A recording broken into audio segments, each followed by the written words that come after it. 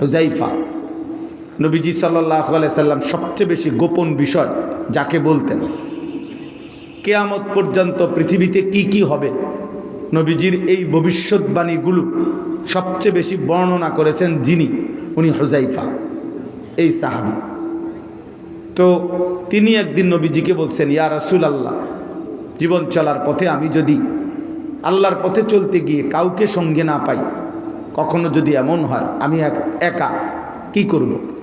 আল্লাহ নবী সাল্লাল্লাহু আলাইহি ওয়াসাল্লাম বলছেন, ফাআতাজিল তিলকাল ফিরাকা কুল্লাহা, গুনাহ এবং নাফরমানিতে লিপ্ত সব দল মতকে তুমি ছেড়ে দিও।